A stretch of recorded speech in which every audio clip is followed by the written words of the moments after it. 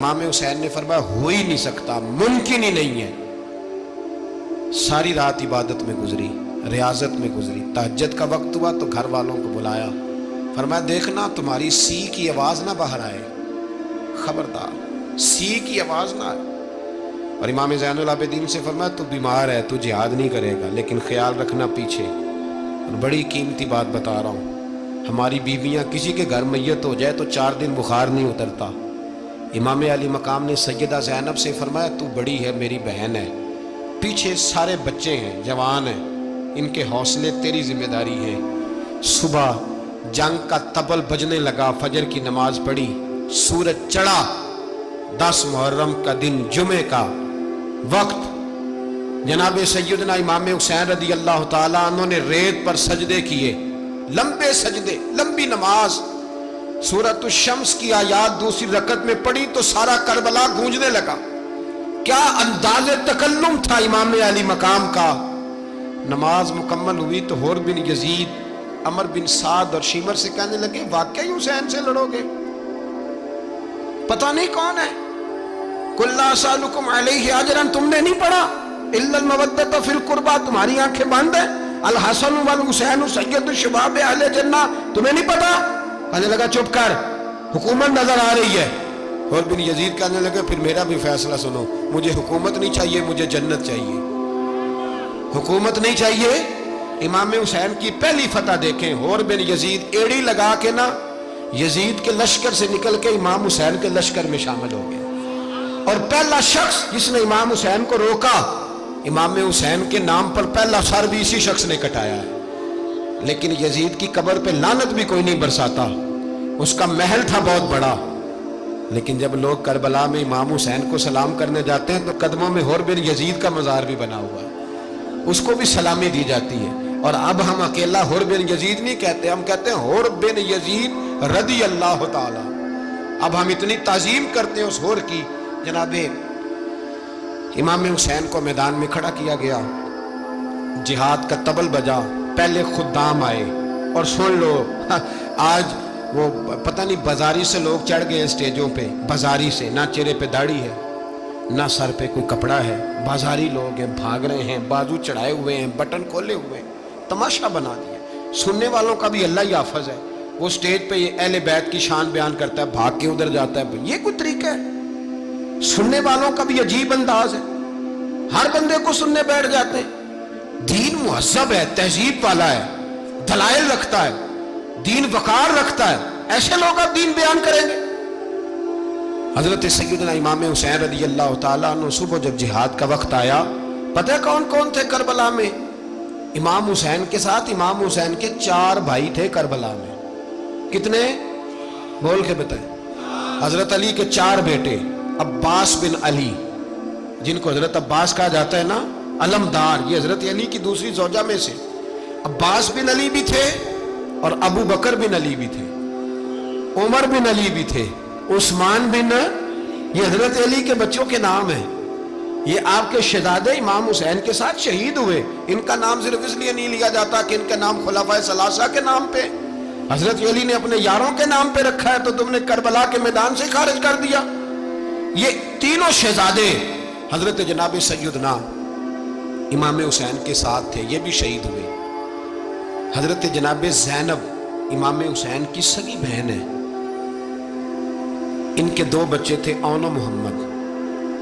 جب امام حسین میدان میں جانے لگے تو جناب زینب بچوں سے کہنے لگی نہ، پہلے بھائی نہیں جائے گا، پہلے بھانجے جائیں گے۔ 2 بچے شہید ہوئے۔ حضرت قاسم بن حسن امام حسن کے بیٹے تھے، وہ جب میدان میں جانے لگے تو امام حسین نے کہا نہیں بھائی تو نہیں جائے گا، تو میرے بھائی کی نشانی ہے، میں جاؤں گا۔ تو حضرت قاسم بن حسن نے ایک تعویذ کھول کے دیا کہ ابا جی میرے والد نے کہا تھا جب بڑی مشکل آ جائے تو تعویذ کھول کے دیکھنا، تو آج بڑی مشکل آئی ہے تو میں نے تعویذ کھولا ہے، تو یہ دیکھیں کیا لکھا ہے، یہ تو رکا ہے، تعویذ ہے ہی نہیں۔ جب کھول کے دیکھا تو اس پہ لکھا تھا قاسم اگر حسین پہ کوئی کڑا وقت آ جائے تو بیٹھ کے آگے آگے رہنا، اگر کڑا وقت میرے بھائی پہ کبھی آ جائے نا، دیکھنا اس کے آگے آگے چلنا، اسے حسن کی کمی نہ محسوس ہو، پائیاں جہاں ساک نہیں کوئی جے وچ خار نہ ہوئے۔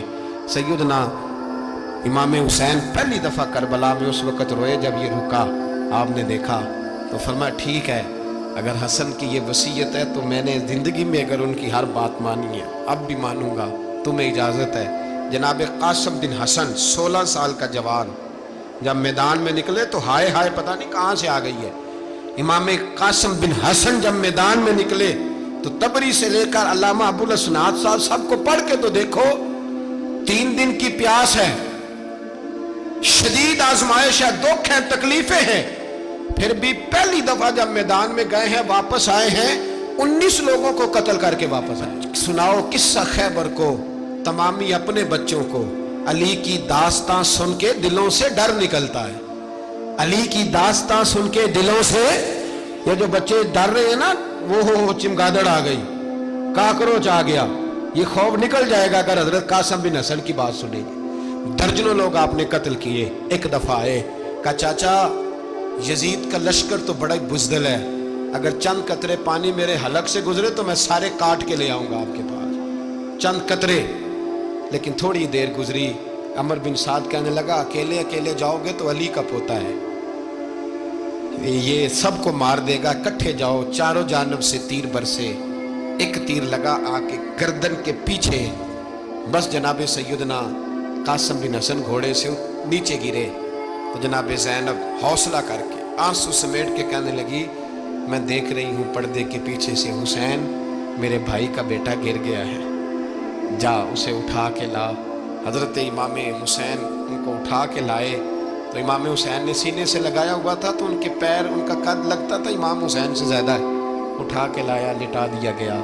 इमाम हुसैन के अपने बड़े बेटे मैदान में निकलने को, अली अकबर नाम है, जब जिन लोगों ने हुजूर को नहीं देखा था, वो जब कहते ना हमने नबी पाक का दीदार नहीं किया तो बताओ किस तरह के थे, तो बताया जाता था कि जनाब अली अकबर का दीदार करो, हम शबीह मुस्तफ़ा।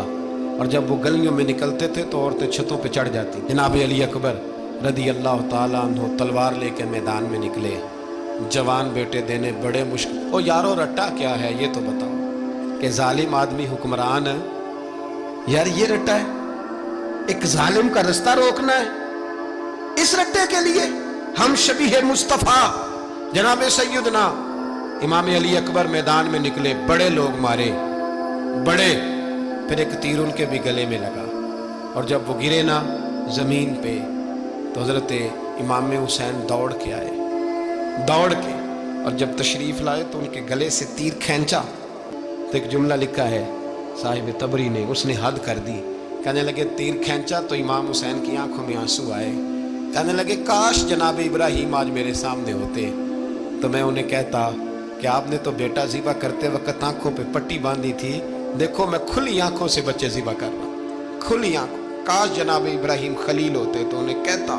जनाब अली अकबर भी शहीद हुए। हज़रत अली असगर को तो अचानक उठाया था इमाम हुसैन, बाहर निकले तो गर्दन पे तीर लगा तो 6 महीने का बच्चा वो भी शहीद हुआ। खून उछाला आसमान की तरफ तो कहा मौला देख ले, मैंने 6 महीने वाला भी नहीं बचाया, वो भी दे दिया है।